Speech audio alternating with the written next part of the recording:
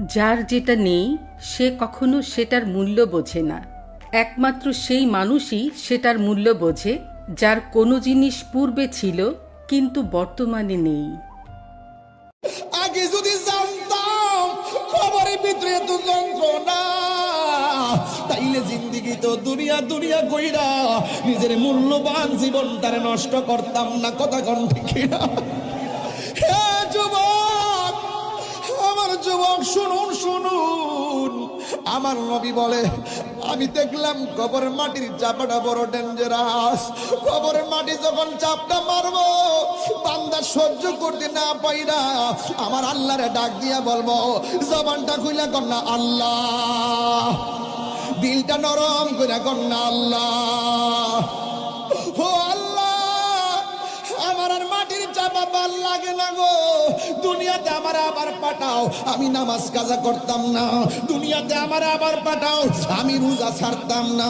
দুনিয়াতে আমার আবার পাঠাও, আমি মার বুকে লাথি মারতাম না।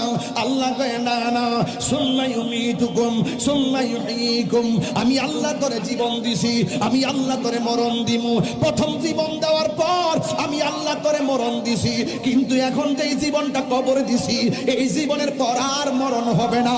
তোকে আবাদুল আবাদ পর্যন্ত হইলে তুই সুখী হবি, নাইলে তুই দুঃখী হবি। পিতামাতা এমন এক সম্পদ, বেঁচে থাকতে যা মানুষ দাম দেয় না, আর হারিয়ে গেলে বারবার কাঁদলেও তার ফিরে পাওয়া যায় না। তাই পিতামাতাকে বেঁচে থাকতেই সম্মান করুন, না হলে এমন এক আফসোস করবেন যা কোনোদিন শেষ হবে না।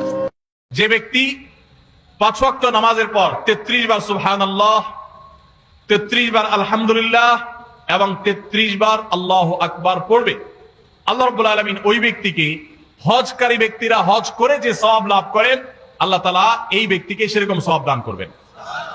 ধনী সাহাবীরা আর্থিক ইবাদত করে যে সওয়াব লাভ করেন, আল্লাহ তাআলা এই 5 ওয়াক্ত নামাজের পরে এই তাসবিহ পাঠকারীদেরকে একই রকম সওয়াব দান করবেন। কেউ যদি ফজরের নামাজের পরে 7 বার পরে আল্লাহুম্মা আজিরনি মিনান নার, আল্লাহুম্মা আজিরনি মিনান নার,